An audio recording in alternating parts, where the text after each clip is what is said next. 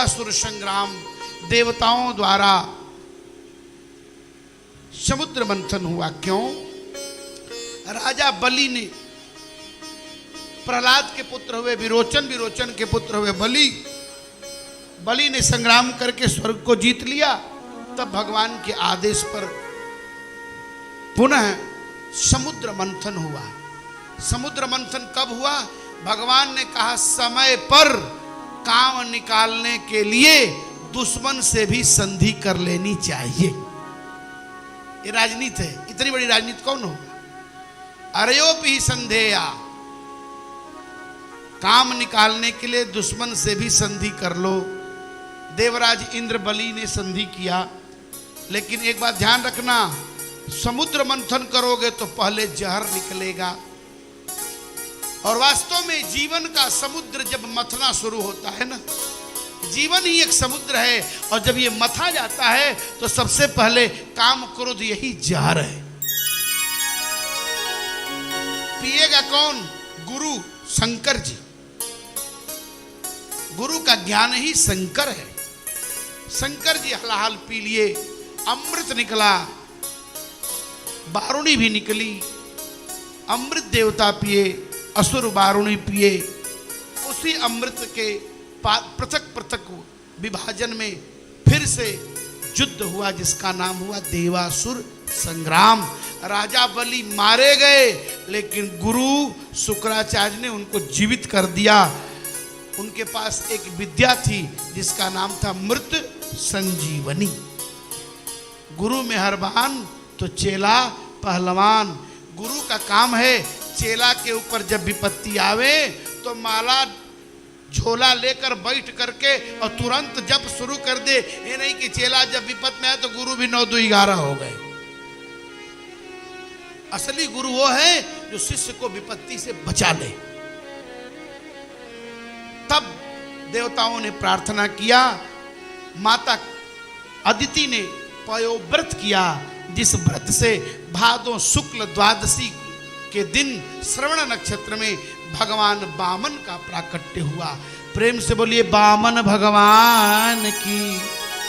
राजा बलि के यहाँ भगवान वामन पधारे, और वहां जाकर के वामन जब भृगु कच्छ क्षेत्र में गए तो राजा बलि यज्ञ कर रहे थे। बलि देख करके खुश हो गए।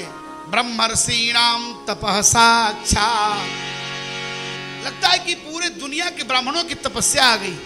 ब्राह्मण का सबसे बड़ा गुण है उसके चेहरे पर तेज का होना, और तेज मेकअप से नहीं आता, तेज क्रीम से नहीं आता, तेज गायत्री की उपासना से आता है। तच्चक्षुर्देव हितम पुरस्ता चक्रमोच्चरत सूर्योपस्थान। आज तो संध्या वंदन ही लोग नहीं करते। वो टिकाऊ तेज है, असली तेज है। बाकी तो मेकअप वाला 1 घंटे बाद नकली है, धुल जाना तो खत्म। राजा बलि ने कहा, महाराज स्वागत है आपका, क्या लेंगे आप? कहा मुझे कुछ नहीं चाहिए, क्योंकि रही मन वे नर मर चुके, जो कछु मांगन जाई उनसे पहले वे मुए, कि जिन मुख निकसत। मांगने से मर्यादा घटती है। आज हमारे यहाँ जो कथाएं हो रही हैं ये मांगने से घट रही हैं। वक्ता लोग खुलेआम पैसे मांगते हैं। उसका कारण हो गया कि लोग समझते हैं जो जितना पैसा ले रहा है उतना ही विद्वान है। आज लोगों ने पैसे से विद्वता की तुलना शुरू कर दी। वस्तुतः हमारे स्वामी जी तो 1 रुपए नहीं लेते, जीयर स्वामी जी, उनसे अच्छा विद्वान कौन है? जब दर्शन बोलते सुनिए उनका फिलॉसफी।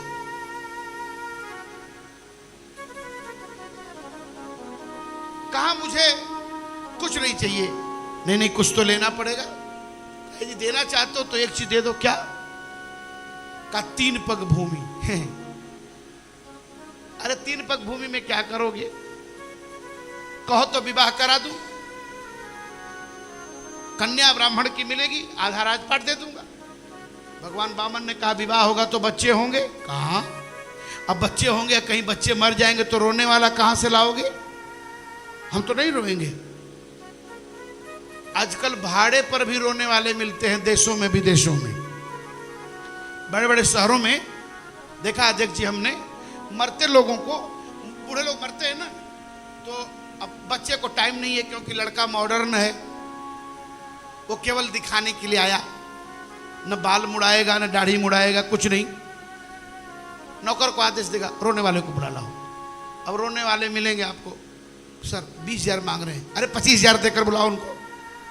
वो सब पुरुष रहते हैं, स्त्री नहीं रहते, सब पुरुष रहेंगे।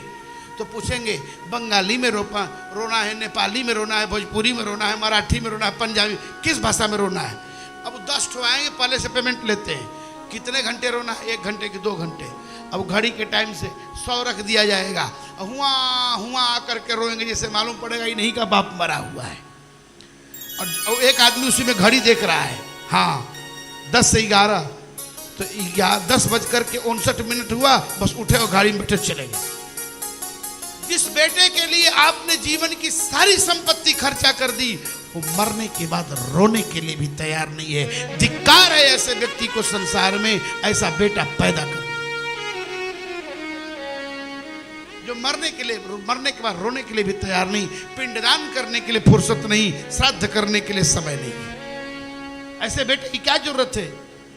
वो बेटियां धन्य हैं जो अमेरिका भी रहती हैं, सुनती हैं पिताजी बीमार हैं, वहीं से उनकी धड़कन बढ़ने लगती है, पिताजी चली आती है। बेटा तो मोहनिया में ही रहेगा, और बाप मोहनिया में मर रहा है, नहीं आएगा। लेकिन बेटी अमेरिका रहेगी, कहेगी जल्दी इमरजेंसी फ्लाइट टिकट बुक करो, मैं अपने पिताजी को देखने जाऊं।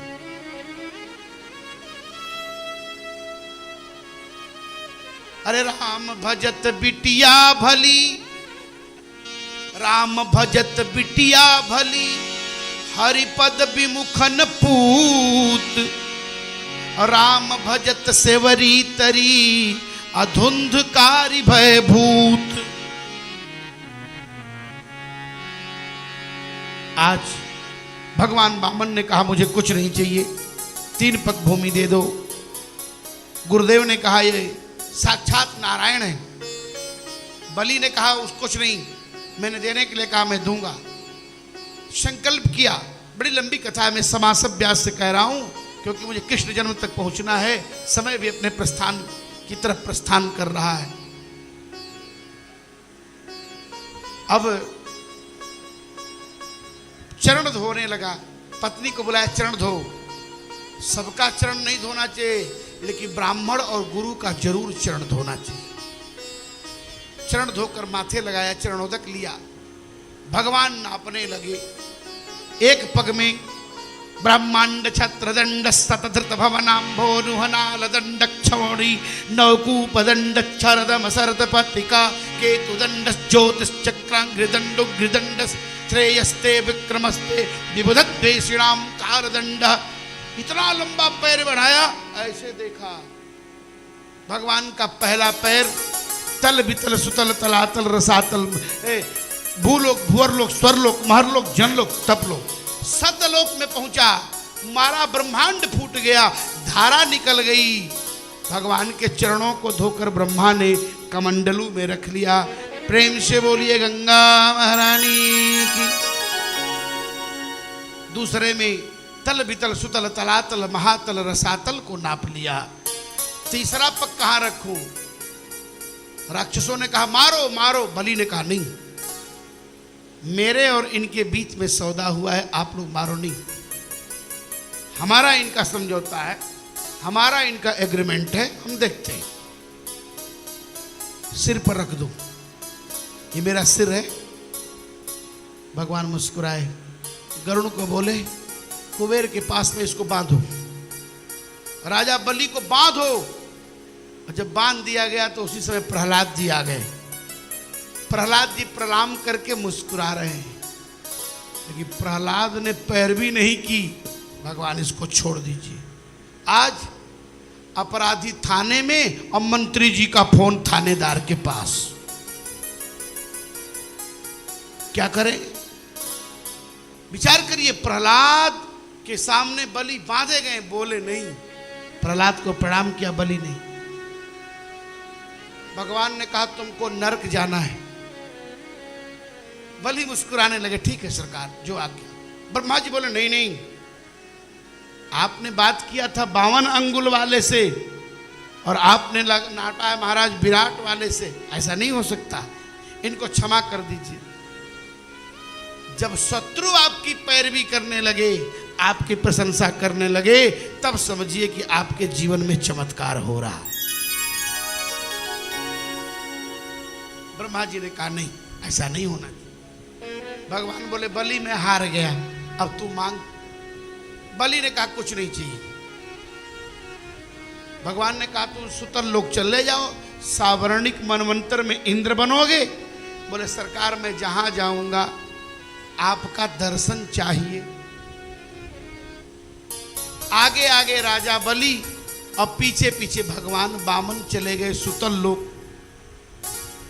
हर दरवाजे पर भगवान पहरेदार बनकर के घूम रहे थे।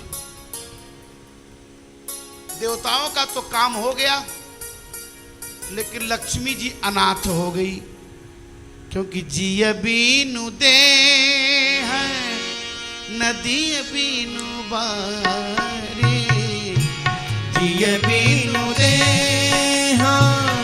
नदी बीनु बारी, वैसे नाथ पुरुष बीनु नारी, वैसे नाथ पुरुष बीनु नारी। माता लक्ष्मी एक दिन अनाथ की भांति बैठी थी।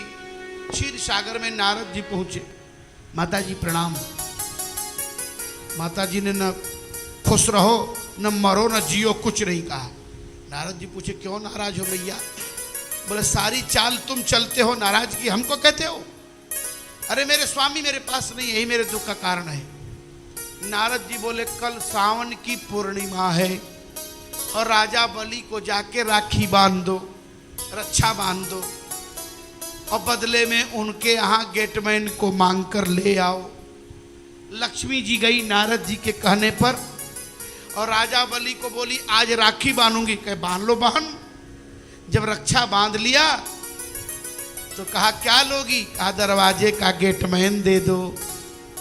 तो जैन बद्धो बलि राजा दानवेंद्रो महाबल, तेन ताम प्रतिबध्नामि रक्षे माचल माचल।